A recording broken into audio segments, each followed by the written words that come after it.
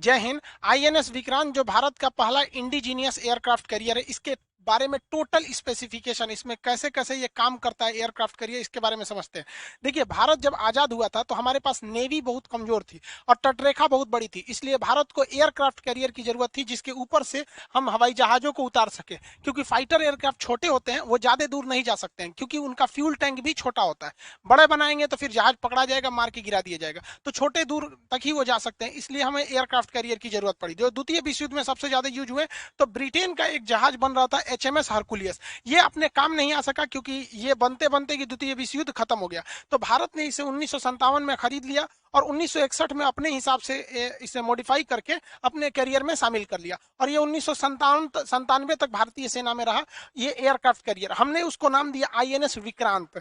तो विक्रांत जो है हमारे साथ कई यादें जोड़ा है 1971 की लड़ाई में। 1971 की लड़ाई में बांग्लादेश का नक्शा पलट के रख दिया यही विक्रांत। इसको डुबाने के लिए आया था पाकिस्तान का पीएनएस गाजी, जो खुद डूब के चला गया। और 1971 की ये वीडियो को, ये पिक्चर को कोई भूल नहीं सकता। हालांकि 1971 की लड़ाई पे हम पूरा एक वीडियो बना दिए हैं, कितने लोग देख लिए होंगे लोग। अब हम समझते हैं विक्रांत के बारे में। विक्रांत जब रिटायर हुआ तो इसे तोड़ दिया गया। हालांकि ये नहीं तोड़ना चाहिए था, इसे एक म्यूजियम बना देना चाहिए, क्योंकि इसने पाकिस्तान के 2 टुकड़े किए थे, इसे करना गलत था। हालांकि इसे डिमोलिश कर दिया गया यहाँ पर, और इसके लोहे को, मतलब बहुत ज्यादा इसमें लोहा निकलता है, इस लोहे को बजाज कंपनी ने खरीद लिया था और उसने एक मोटरसाइकिल बनाया था विक्रांत। आप देखे होंगे उसका इस तरह से लोगो रहता है। हालांकि एक तरह से अच्छा ही काम किया, उसने कहा कि इसमें देश का लोहा लगा हुआ है विक्रांत जहाज का। विक्रांत के डिमोलिश के बाद हमारे पास एक और था विराट, उसको भी हम लोग ने रिटायर कर दिया। विक्रांत और विराट के रिटायर होने के बाद भारतीय नौसेना ने यूक्रेन से, जो पहले यूएसएसआर का था, आईएनएस विक्रमादित्य को खरीदा। ये क्यू क्लास का एक एयरक्राफ्ट कैरियर था, इसको हम लोग ने मॉडिफाई किया और इसे रखा। तो भारत जैसे इतने बड़े तटरेखा वाला, और भारत के दोनों तरफ दुश्मन है। अब यहाँ पे चाइना ने ग्वादर पोर्ट बना लिया, इसलिए उसका यहाँ से कनेक्टिविटी भी इजी है, और चाइना इस साइड से भी। तो हमें 2 एयरक्राफ्ट कैरियर की हमेशा जरूरत पड़ती है, एक एयरक्राफ्ट कैरियर से हो नहीं पा रहा था। तो हम लोग ने एक दोबारा विक्रांत बनाया। अब आप कहेंगे सर दोबारा कैसे विक्रांत, वो तो टूट चुका था। तो समझिए कैसे। आप बाहुबली मूवी देखे होंगे, भाई बकलोलिया के चक्कर में बेचारा मरा गया, ही कटप्पा मार दिया। तो अमरेंद्र बाहुबली मारा, तो उसका बेटा जो आया सेम उसी शकल का, लगभग लगभग नाम मैच था। तो वैसे ही हम लोग का विक्रांत आया। एक विक्रांत जो खत्म हो गया, तो जिस तरह से अमरेंद्र बाहुबली के जगह पे महेंद्र बाहुबली आए थे, उसी तरह विक्रांत फर्स्ट की जगह पर विक्रांत सेकंड आया। पहला विक्रांत ब्रिटेन का बना था एचएमएस, और इसको हम लोगों ने खुद ही बनाया है। तो इसको बना लिया है, अभी इसे हम लोगों ने सी ट्रायल में भेजा है। ये लगभग 22,000 करोड़ में बनाया गया है इसे, और इसे बनने में लगभग 10 साल लगा। अभी 1 साल और इसका सी ट्रायल लगेगा। 2013 से 2022 के बीच में इसे बनाया गया। ये इंडिजीनियस बना है। जब कोई चीज उसी देश में बनता है तो उसे इंडिजीनियस कहते हैं। तो इसका लगभग 80% पार्ट, 60 से 70%, 80 नहीं, इंडिया में ही बना है, तो इंडिजीनियस है। बाकी बहुत सी चीजें बाहर से आती हैं, ऐसा कोई बड़ी बात नहीं है। इसमें लगभग लगभग आप समझिए कि 1.25 लाख हॉर्स पावर की इसकी क्षमता है, यानी 1,10,000 घोड़ा मिलकर जितना खींचेंगे सोचो अकेले खींच देता है। 2021 में इसका सी ट्रायल होगा। इसे कोची शिपयार्ड लिमिटेड ने बनाया है। कोची शिपयार्ड लिमिटेड भारत का सबसे बड़ा शिपयार्ड है, जो बड़े बड़े जहाजों को बनाता है। पहले इसे ड्राई डॉक में रखा जाता है, नीचे का पेंदी उदी बना दिया जाता है, सब कुछ हो जाता है, तो इसे समुद्र में उतार दिया जाता है। समुद्र में उतारने के बाद इसके ये एविएशन कॉम्प्लेक्स, ऊपर रडार वगैरह, इस सब चीज के ऊपर के डेक को बनाया जाता है। शुरुआत में जब ये ड्राई डेक में रहता है तो इसमें कुछ नहीं होता है। जैसे देखिए ना, इसका ये जो कॉम्प्लेक्स था यहाँ पर, एविएशन कॉम्प्लेक्स तो है ही नहीं है, तो पहले नीचे का एरिया बना दिया जाता है। जब पूरा बन जाता है तो इसे बाहर में खड़ा कर दिया जाता है। देख रहे हैं यहाँ पर, ये बहुत बड़का है कोची शिपयार्ड। यहाँ एक कोपचा टाइप का देख रहे हैं, इसमें सुसरा इसको घुसा देगा और इसका मेंटेनेंस करेगा। तो कोची शिपयार्ड बहुत बड़ा है, इसमें इसीलिए टाइम लगते हैं। नहीं तो छोटे मोटे जहाज में झमेला ही नहीं है। कोची शिपयार्ड को बड़का जहाजुआ बनाने में दिक्कत होता है, कई किलोमीटर मतलब लंबे होते हैं सब एरिया में। छोटका छोटका को तो थोड़ा टांग के उठा देता है कि चल चल जो मछली मारना है यहाँ पर। आईएनएस विक्रांत को अभी बनाकर इसका सी ट्रायल में उतार दिया गया। इसकी लंबाई 860 फीट, 203 फीट इसकी जो विड्थ है, 184 फीट इसकी ऊंचाई है। यहाँ पर एरिया लगभग 2.5 एकड़ में है। सोचो उतना एकड़ जगह है यहाँ पर। टॉप स्पीड इसकी 52 किलोमीटर पर आवर है। ये 15,000 किलोमीटर जा सकता है। 196 ऑफिसर रख सकते हैं, 1149 इस पे सेलर रह सकते हैं। इसके अलावा इस पे ऊपर एविएशन क्रू रहेंगे, सब हेलीकॉप्टर रहेगा, उसके पायलट इंजीनियर, जहाजें रहेंगे उसके पायलट इंजीनियर। अभी ये सी ट्रायल में रहेगा। 1 साल तक, 1 साल में इसकी हर चीजों को जांच किया जाएगा, इसका ड्राफ्ट देखा जाएगा, जितना अंदाजा किया गया था उतना ही है या नहीं है, इसका टर्निंग रेडियस देखा जाएगा, क्योंकि जहाजों को युद्धक जहाज जैसे बहुत जल्दी टर्न कर लेना चाहिए, इसका स्पीड ब्रेक को देखा जाएगा, इसका स्पीड ट्रायल किया जाएगा, और इसके पूरे 1 साल तक जब ये ट्रायल चलेगा, इसका एंकर रूम, एंकर कैसे गिर रहा है, क्योंकि ये एंकर जो होते हैं सब बहुत मदद करते हैं जहाजों को रुकने में और अचानक टर्न लेने में। फुल स्पीड में जहाज जाती है, एंकर गिरा दीजिएगा तो पीछे से टर्न कर जाती है अचानक। एंकर छोटा नहीं होता है, देख रहे हैं बाबा इसी में बैठा है टकलू यहाँ पर, तो बहुत हैवी होता है, इसका इमरजेंसी ब्रेक कह सकते हैं इसमें। इसके इंजन वगैरह की जांच होगी, बहुत हैवी इंजन लगाया जाता है इसके इंजन को पास क्या किया गया, देखिए डीजल इलेक्ट्रिक इंजन लगाया जाता है इसमें। इंजन का जो शाफ्ट जितना लंबा रहेगा उतने जल्दी जहाज पकड़ी जाएगी, क्योंकि जितना लंबा ये इंजन का ये प्रोपेलर शाफ्ट आएगा उतने ज्यादा जहाज में वाइब्रेशन आएगी। जो इस पे एयरक्राफ्ट कैरियर रखे जाते हैं वो ऊपर नहीं रखे जाते, इसके नीचे वाले डेक में रहते हैं, सेकंड फ्लोर पर, और नीचे ले जाने के लिए यहाँ एक लिफ्ट लगा रहता है जिसे हम लोग एयरक्राफ्ट लिफ्ट कहते हैं, और इसी में जहाजों को रख के नीचे लेके जाया जाता है यहाँ पर। अब ये इसके बारे में भी कुछ लोग करें ये छोटा है बड़ा, इसको समझिए यहाँ पर। जैसे यहाँ देखिए ये ऊपर का डेक है, जहाज इसके अंदर रखी हुई है, लेकिन ये आईएनएस विक्रमादित्य का है। विक्रमादित्य के साथ खराबी क्या है कि इसका लिफ्ट सामने है, लिफ्ट सामने के होने की वजह से जहाजों को जितना बड़ा जहाज है उतने बड़े लिफ्ट करना पड़ेगा, जबकि आईएनएस विक्रांत जो हम लोगों ने बनाया है इसका लिफ्ट जो है वो सी फेसिंग की ओर, समुद्र की ओर। तो देखिए ये लिफ्ट जब सी फेसिंग की ओर रहता है तो ये लिफ्ट छोटा भी रहेगा ना, तो जहाज यहाँ ले आइए और जहाज का कुछ हिस्सा बाहर लटका दीजिए, कोई दिक्कत नहीं है। तो हम लोग का जो लिफ्ट है वो सी फेसिंग है विक्रांत का, दो लिफ्ट है। एविएशन कॉम्प्लेक्स जो ऊपर आइलैंड होता है उसके एक साइड इधर एक साइड इधर, दो लिफ्ट है। अब यहाँ देखिए यहाँ पर इसका ये लिफ्ट, इसका जहाज का इतना हिस्सा देखिए समुद्र के बाहर है, फिर भी कोई दिक्कत नहीं है यहाँ पर, क्योंकि ये सिर्फ इसी फेसिंग है। फिर इसको उठा लिया जाए, देखिए सारी जहाजें अंदर होती हैं, अंदर ही इसकी सर्विसिंग, मोबिल तेल पेट्रोल डीजल ये सब बंद किया जाता है, बदला जाता है, सर्विसिंग वगैरह सब अंदर होता है। जहाजे में फ्यूल वगैरह सब अंदर लोड कर दिया जाएगा, हथियार वगैरह लोड करके उसके बाद ऊपर ला दिया जाता है, ऊपर खड़ा है सब जो है सब ऊपर एकदम रेडी है सभी सब।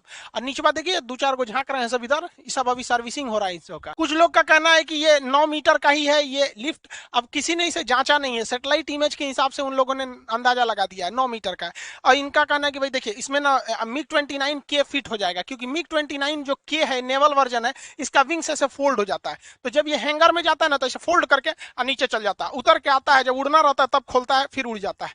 अब ये लेकिन तेजस भी आराम से फिट हो जाएगा, लेकिन जो अभी नेवी में सबसे तगड़ा चल रहा है F-18 सुपर हॉर्नेट, ये फिट नहीं होगा, राफेल भी फिट नहीं होगा। अब ये किसी ने नापा नहीं है। अब दूसरी बात, ना हमारे पास F-18 है और ना ही राफेल का नेवल वर्जन है, इसको आने में भी अगर 8-10 साल लगेंगे। तो अगर मान के चलिए ये फिट नहीं हो पाएगा तो हम इसे लंबा चौड़ा कर देंगे, तो आप कहेंगे सर उसके लिए 6 महीना टाइम लगेगा इसको अलग करने का। भैया इसको सर्विसिंग में भी 6 महीना लगती है, किसको, पूरी बड़की जहाजिया, तो 6 महीने मान के चलिए हमें इसे चौड़ा करना पड़ा, तो जब ये सर्विसिंग में जाएगी तो वहीं कह दिया जाएगा नेवी वालों से भाई इसको और चौड़ा कर दो। हालांकि इसमें कहा जा रहा है कि 11 मीटर का है, लेकिन ये बहुत बड़ा इशू नहीं है, जब जरूरत पड़ेगी तो हम लोग कर लेंगे। अभी हमारे पास कौन सा है, तेजस ही है, नेवल तेजस तैयार कर रहे हैं, मिग 29 की है। अब वो ये सब जहाज आएंगे 2030 के टाइम पे। हाँ ये बात अलग है कि लिफ्ट को बड़ा होना चाहिए, जरूरत से थोड़ा सा ज्यादा ही बड़ा रहना चाहिए। छोटे में अगर लिफ्ट छोटा रहेगा तो जहाजिया ऊपर फंस जाएगी। मान के चलिए लिफ्ट छोटा है, जहाज बड़ा, इसे रख दिए इसी पे जहाज, लिफ्ट वहां नीचे चल जाएगी, ऊपर फंस जाएगा इसे। इसका जो डेक होता है इसकी मार्किंग को समझते हैं। देखिए ये रेड लाइन जो दिखा रहा है, ये रेड लाइन ये हैंगर एरिया है, यहाँ जहाजों को खड़ा करना हो रहता है, यहाँ जहाजें खड़ी रहेंगी, वो जहाजें खड़ी रहेंगी जो रेडी टू फाइट है, और ये तो हैंगर है यहाँ पर, इसके रास्ते अंदर नीचे चली जाएंगी। अब ये जो येलो लाइन है ये रनवे का लाइन है, इसमें 2 टाइप के रनवे होते हैं। एक शॉर्ट टेक ऑफ के लिए, यहाँ से जो टेक ऑफ करेगा जहाज उसको पूरे फुल पावर के साथ उड़ना पड़ेगा, क्योंकि ये रनवे छोटा होता है। एक यहाँ रहता है, यहाँ पे थोड़ा ये लंबा रनवे होता है, दोनों में सेम जहाजें उड़ती हैं। लेकिन अगर मान के चलिए आप ही को 100 मीटर का दौड़ और 200 मीटर का दौड़ लगाना है तो एनर्जी में डिफरेंस आता है। इसको इसलिए रखा गया है 2 टाइप का कि ज्यादा से ज्यादा जहाजों को कम समय में उड़ाया जा सके। एक यहाँ से फटाक से उड़ान भरा, 2 सेकंड का गैप देके एक ठोक उधर उड़ा दीजिए यहाँ पर, और एक ही रनवे रहता तो दिक्कत होता। इस रनवे के अलावा यहाँ पर लैंडिंग के लिए ये वाला स्ट्रिप होता है, लैंडिंग वाला स्ट्रिप होता है यहाँ पर, इस पर जहाजें लैंड करती हैं। ये गोल वाला है हेलीकॉप्टर को उतरने के लिए है, यहाँ पर हेलीकॉप्टर वगैरह को। आप कहेंगे सर यहाँ हेलीकॉप्टर रहेगा तो लैंडिंग कैसे करेगा, हेलीकॉप्टर को उड़ा दिया जाएगा, लैंड करके फिर रख देते हैं, अपने यूज के हिसाब से होता है यहाँ पर। अब इसके लैंडिंग के टाइम पे पीछे अरेस्टेड वायर रखना पड़ता है। देखिए यहाँ पे जहाजें हैं, ये खाली पे है, इसमें भी खाली दिखाया गया है, जबकि यहाँ पर है पूरा हैंगर लोड है। यहाँ पर ये सारी जहाजें जो हैं रेडी टू फाइट पे खड़ी हैं सब। यहाँ पर ये यहाँ पर अभी रनवे के पास देखिए, यहाँ से ये टेक ऑफ के लिए रेडी है, यहाँ से टेक ऑफ कर सकता है यहाँ पर।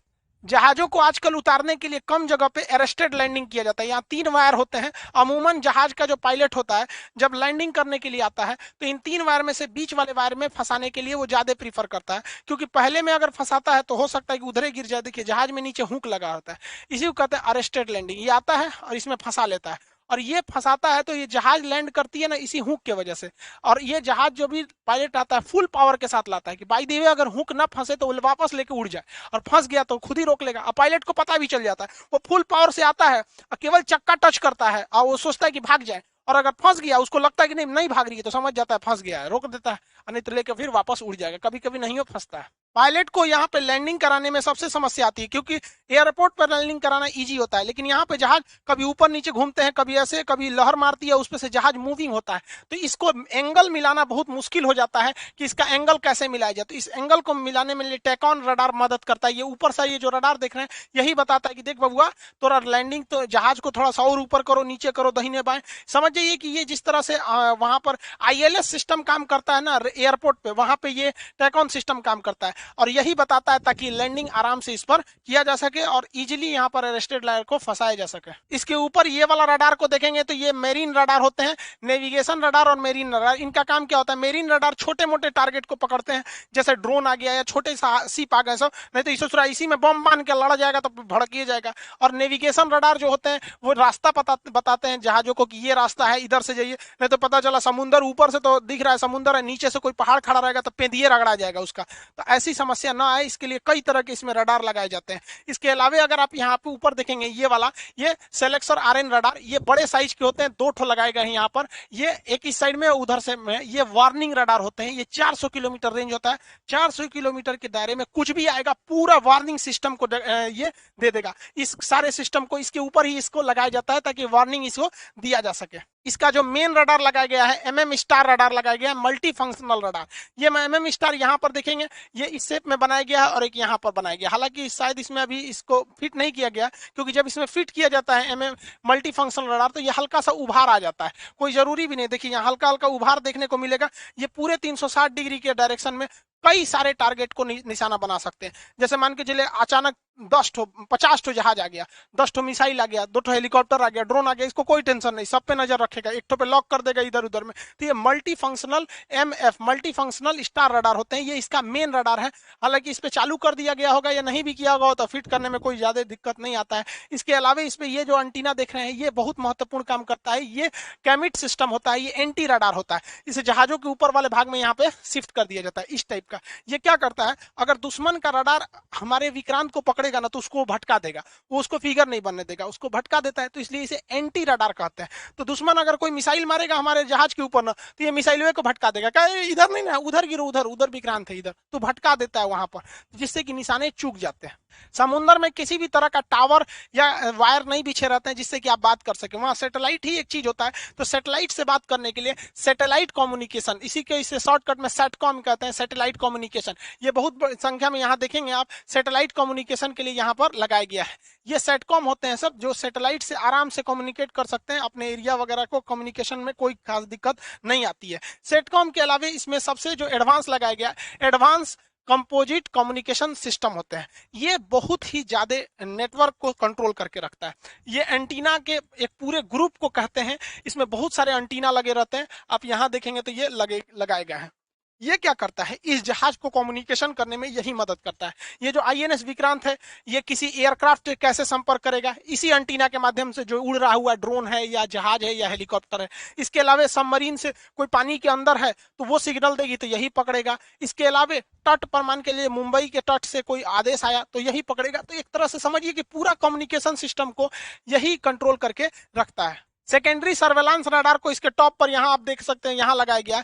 ये रडार जहाजों के पोजीशन को दिखाता है। जैसे हमारे खुद के जहाज मान के चले राफेल वगैरह हैं या मिग 29 के हैं, इनके ऊपर भी रडार लगे होते हैं, लेकिन इस रडार की क्षमता ज्यादा नहीं होती है। तो ये अगर उड़ते हुए गए, इनको रास्ता दिखाना है कि भाई देख तुम्हारे पीछे से दूसरा जहाज आ रहा है, तो ये वाला रडार पता कर लेता है कि रे भैया हमारा मिग गया है, उसके पीछे पाकिस्तानिया का भी है, तो उसको ये वाला रडार तुरंत बता देगा, पलट पलट पलट मार देगा वहां पर। डेक के अंदर जो होते हैं पूरे सेलर वगैरह रहते हैं, इनके अंदर जिम प्लेग्राउंड वगैरह सारी चीजें का व्यवस्था होता है, खाने पीने का आइटम रहता है, इनमें 6 महीने का सामान को स्टोर कर सकते हैं। इसमें ब्रेड बिस्किट ये सब बनाने के लिए बेकरी मशीन होती है, हॉस्पिटल होता है, सब चीज इसके अंदर। ये चलता फिरता शहर है, इतना खतरनाक होता है यहाँ पर। पाकिस्तान को टेंशन हो गया इसको लेके, उसका कह रहा है कि इतनी फैसिलिटी तो उसके कराची शहर में नहीं है जितना अकेले इसमें। इसके ऊपर वाले इस पार्ट को हम लोग कहते हैं एविएशन कॉम्प्लेक्स, इसे आइलैंड भी कहते हैं लोग यहाँ पर, नहीं तो इसे एविएशन कॉम्प्लेक्स या सुपर स्ट्रक्चर कहते हैं। इसी पे सारा कमांड सिस्टम इसी पर रखा गया रहता है। अब यहाँ पे कोई जहाज लैंडिंग वगैरह करती है तो इसी में से एयर ट्रैफिक कंट्रोलर एटीसी वगैरह का काम यहीं से होता है। जैसे देखिए यहाँ पर इसके अंदर बैठे हैं लोग ना, यहाँ से टुकुर टुकुर झांकेगा जहाज लैंड किया या नहीं किया, खाली है या नहीं रनवे वगैरह, ये सब चीज को ये एविएशन कॉम्प्लेक्स या सुपर स्ट्रक्चर से ही देखते हैं लोग। इसके ऊपर जो होता है ये वेदर रडार को भी लगाना जरूरी है, ताकि इन्हें पहले से चेतावनी मिल जाए कि आगे मौसम खराब है, चक्रवात तूफान सुनामी या कोई भी मौसम में गड़बड़ी आएगा, तो इनका खुद का वेदर सिस्टम होता है, बता देता है महाराज कैप्टन साहब उधर जा रहे हैं, टाइटेनिक वाला हाल हो जाएगा, गड़बड़ मौसम है, उधर ठंडा पड़ रहा है, मोड़िए मोड़िए दाहिने मोड़िए, पहले ही मोड़ देगा, नहीं तो जाकर थूर लेगा टाइटेनिक की तरह अपने, सब पैसे डूब जाएगा हम लोग का। तो इस तरह से ये सी ट्रायल पे निकला है, जितने चीजें बताएं इसका 1 साल तक गहन जांच होगा काम कर रहा है कि नहीं। अब हम लोग का थर्ड एयरक्राफ्ट कैरियर आईएनएस विशाल, अब इस पे डिस्कस हो रहा है कि इसके चाहिए कि नहीं चाहिए। बजट के अभाव में कहा जा रहा है कि भैया इसको नहीं चाहिए, हालांकि हमें थर्ड एयरक्राफ्ट की जरूरत जरूरी है वहां पर। और थर्ड एयरक्राफ्ट जो आएगा उसमें ये स्की जंप वाला सिस्टम नहीं होगा। स्की जंप में जहाजों को ऐसे इसके ऊपर जाके ऐसे जंप करके उड़ाया जाता है, जिस वजह से अपनी फुल क्षमता से नहीं उड़ पाती है। जबकि अमेरिका वगैरह में देखेंगे तो उसमें कैटापुल सिस्टम है, छोटे से रनवे, बस इतने दूर में जहाजें उड़ जाती है, 2-2 रनवे। इसमें क्या किया जाता है ना, जहाज के निचले चक्के को नीचे एक मशीन होती है गुलेल टाइप का, उसमें फंसा दिया जाता है और वो उसको फेंक देता है ऐसे गुलेल टाइप का, तो उड़ाने के लिए कोई दिक्कत ही नहीं है। तो विक्रांत में हम लोग आने वाला थर्ड एयरक्राफ्ट कैरियर के लिए हमें इसकी जरूरत पड़ेगी और रखना भी चाहिए हम लोग को, क्योंकि देखिए थर्ड एयरक्राफ्ट कैरियर की हमको जरूरत है, क्योंकि भारत की जो तटरेखा है आप देखेंगे एक लंबी तटरेखा है, तो इसको हमेशा 2 एयरक्राफ्ट चाहिए। अब हम कहेंगे सर 2 ठो है, भाई एक ठो अगर सर्विसिंग में जाता है ना तो 6 महीने लगते हैं उसको रिपेयर सर्विसिंग, इतना बड़ा एरिया है उसको करने में, तो एक ठो तो सर्विसिंग में जाएगा, तो एनी टाइम हमारे पास एक ही अवेलेबल रहेगा। तो 3 ठो रहेगा तो एक ठो सर्विसिंग में गया, 2 ठो रेडी है, तो हमें 3 चाहिए, एक हिंद महासागर, एक अरब सागर, एक बंगाल की खाड़ी, एक सर्विसिंग के लिए चाहिए। और दूसरा हमें बनाने में जाता क्या है, वरना यूक्रेन का हाल हो जाएगा। दुनिया में सबसे ज्यादा एयरक्राफ्ट मतलब पानी वाली जहाजों को बनाया था यूक्रेन ने, जब रूस जो था यूएसएसआर था 1991 में जब यूएसएसआर टूटा तो इसके जितने भी वो शिपयार्ड थे उसको छोड़ दिया गया। दुनिया में जितने भी बड़े बड़े रूस ने एयरक्राफ्ट कैरियर बनाए हैं वो सब के सब यूक्रेन में बने हैं। और आज हाल यूक्रेन का ये हो गया है कि यूक्रेन जहाज बनाना भूल गया, क्योंकि उसने कुछ आगे शिप बनाए नहीं, अब उसको जहाज बनाने के लिए तुर्की से खरीद रहा है। तो वही हाल हमारा हो जाएगा अगर हमारे पास कैटापुल्ट टेक्नोलॉजी नहीं है जो जहाजों को उड़ा सके। तो क्या दिक्कत है भाई साहब, हम लोगों ने ऑलरेडी बना रखा है एक एयरक्राफ्ट कैरियर, ये विक्रांत हम लोग के पास ऑलरेडी है, हमारे पास इसका डिजाइन है, नक्शा है, हर चीज है। अगर हमारे पास थर्ड बनाने के लिए खर्चा आता है तो इसी को कॉपी करके एक और बना दीजिए, ज्यादा खर्चा नहीं आएगा, ना आपको अलग से इंजीनियर बुलाना है, ना डिजाइन बनवाना है, ना कोई कटिंग का सांचा अलग बनाना, सब कुछ फिट है वहां पर। जैसे मान के चलिए हम किसी दर्जी के पास गए कपड़ा सिलवाने के लिए और 2 महीना बाद कहें कि यार ये कपड़ा तो ठीक ही हो रहा है, एक और सिलवा लेते हैं, तो हमको मेहनत थोड़ी करना है, कपड़ा खरीद के दे देंगे, उसके पास नाप ऑलरेडी है, तो हमारे पास ऑलरेडी नाप पड़ा हुआ है विक्रांत का, एक और बना के दे देंगे, 3 ठो हो ही जाएगा यहाँ पर। देखिए डर भी जरूरी होता है, संख्या बहुत मायने रखती है। कोई कहेगा पाकिस्तान के पास कितना एयरक्राफ्ट कैरियर, एक को नहीं। चाइना के पास अभी फिलहाल एगो है, एगो बन रहा है, 2030 तक 10 गो कर लेगा, अरे 10 गो कर लेगा और 2030 तक हम लोग मॉडलें बनाएंगे, तब तक इसी को छाप के रख दीजिए, हमारे इंजीनियर क्या खाली बैठे रहेंगे सब 2030 तक। और हम तो कहते हैं कि भाई एयरक्राफ्ट कैरियर में बहुत खर्चा आता है, एक जहाज खरीदो, उसके ऊपर हेलीकॉप्टर अलग से खरीदो, उसके ऊपर मतलब एयरक्राफ्ट लड़ाकू जहाज अलग से खरीदो, उससे अच्छा है कि हम लोगों को एक आइलैंड बना लेना चाहिए आर्टिफिशियल। देखिए हमारे पास ऑलरेडी जो है यहाँ पर हमारा ये अंडमान निकोबार है, यहाँ हमारी नेवी ऑलरेडी डिप्लॉयड है, यहाँ रडार एयरपोर्ट वगैरह सब है, यहाँ लक्षद्वीप में है। तो भारत को क्या करना चाहिए कि हम लोग को यहाँ पर एक और से अलग से आइलैंड बना दीजिए, एक यहाँ बना दीजिए। ये क्या करेगा, ये पूरे एरिया को कंट्रोल कर लेगा, ये पूरे एरिया को कंट्रोल कर लिया, यहाँ ऑलरेडी हमारा अंडमान निकोबार पूरा कंट्रोल कर लिया, चाइना घुसो सा शुरू तो नहीं यहाँ पर, और एक हम लोग को यहाँ बना लो और एक इस साइड बना लीजिए, ये हमारा लक्षद्वीप है, ये पूरे बॉर्डर को कंट्रोल कर लेगा। यहाँ एक आइलैंड बना लेते हैं इंटरनेशनल बॉर्डर में, कौन चिल्लाने आएगा? चाइना बोल बनाइए, कौन इधर कोई है ही नहीं चिल्लाने वाला। यहाँ पर पाकिस्तान चिल्लाएगा, उसको चिल्लाने दीजिए। यहाँ पर ये एरिया से यहाँ कंट्रोल कर लेंगे, एक आइलैंड इधर बना देंगे, चाइना ने यहाँ जिबूती में बना रखा है, कंट्रोल हो गया, खत्म कहानी। अब जो हमारे बचे सब विक्रांत वगैरह, उसको छुट्टा सांड की तरह टहलने दीजिए कि तुम टहलो जी भाई, इधर कोई दिक्कत नहीं है, और इस आइलैंड पे कोई झमेला नहीं ना होता है, आपको टेंशन फ्री है। आपका इतना एरिया आपको देखिएगा तो ये एरिया सेफ हो गया, ये एरिया सेफ हो गया। अब इस आइलैंड को ना इसको दुश्मन के बम गिराने से झमेला है। अब भाई जहाज पे बम गिराएंगे डूब जाएगी, थोड़े गिरेगा, जहां बम गिरेगा वहीं कुछ हल्का सा डिस्टर्ब होगा। और आप यहाँ पर पूरा रडार फिट कर लीजिए, आर्मी के रहने का जगह बना दीजिए, हर चीज बना सकते हैं, और इसमें कम खर्चा है और सिंगल इन्वेस्टमेंट है, एक बार बनाइए, इसका कोई एक्सपायरी डेट नहीं है। जहाज का तो एक्सपायरी डेट हो जाता है, वहां पे उसको फ्यूल चाहिए, डीजल चाहिए, बैटरी चाहिए, जनरेटर चाहिए, ये चाहिए, इसके लिए कोई दिक्कत नहीं। उसके लिए साइज मायने रखता है, साइज बड़ा नहीं होना चाहिए, इसमें पूरा बनाइए, यहाँ पर पूरा हम लोग कंट्रोल कर सकते हैं, कम खर्चा में आ जाएगा। तो हम तो कहते हैं कि इस साइड आइलैंड से कवर करके, इस साइड आइलैंड से, और दूगो को यहाँ पे 3 गो लेते ही, एगो सर्विसिंग होगा, दूगो छुट्टा सांड की तरह घूमेंगे सब। आप क्या सोचते हैं कि क्या हमें आइलैंड पे वर्क करना चाहिए कि नहीं? क्योंकि इतना बड़ा जो एयरक्राफ्ट कैरियर है, ये एक मिसाइल भी अगर इस पे बढ़िया से हिट कर जाएगा तो कोई रिस्क है। हालांकि मिसाइल को ये हिट होने नहीं देता, इसमें बहुत सारे सिस्टम लगे हुए हैं। अब पाकिस्तान क्या क्या कहना है, देखिए ये सब साले सब पूरा बैल है सब। अब हमारा जो विक्रांत है, तो विक्रांत की कॉस्टिंग जोड़ दीजिएगा, उसके ऊपर मिग 29 के जो 36 जहाज आएंगे उनकी कॉस्टिंग जोड़िएगा, उस पर 10 हेलीकॉप्टर आएंगे उसकी कॉस्टिंग जोड़िएगा, उसके साथ जो पूरा बैटल ग्रुप चलेगा उसका कॉस्टिंग, उस पर 64 बराक मिसाइल जुड़ेंगे उसकी कॉस्टिंग जोड़िएगा, तो मोटा मोटी $12 बिलियन पड़ेगा। और पाकिस्तान के पूरे तीनों सेनाओं को मिला दीजिएगा, थल सेना, वायुसेना, जल सेना, नौ सबको, तो $11 बिलियन का बजट है। सोच रहे हो उनके पूरे बजट से ज्यादा हम लोग का एक जहाज है, तो ये क्या करे सब? तो इन्होंने चाइना इनको ठग दिया। अरे बैल कहीं का, चाइना ने कहा हमने एक मिसाइल बनाया है, मिसाइल का नाम है CM-400, ये मिसाइल जाके मार देगा विक्रांत को। इन गधों को इन्होंने बताया ही नहीं कि इस मिसाइल में गाइडेंस सिस्टम उन्होंने दिया ही नहीं है। अब विक्रांत अपना जगह बदल देगा तो ये वहीं जाके गिर जाएगा, पूरी तरह से लोल है। इनको दे दिया है, कितना दिया है? 60 गो, जबकि इन गधों को कुछ पता ही नहीं है कि INS विक्रांत जो है 64 गो बराक 8 मिसाइल रखता है। ये बराक 8 मिसाइल इजराइल का बना हुआ, इंडिया इजराइल मिल के बनाए हैं सब, और आयरन डोम जो इजराइल ने गाजा के रॉकेटों को मार देता है, उसका बाप है ये।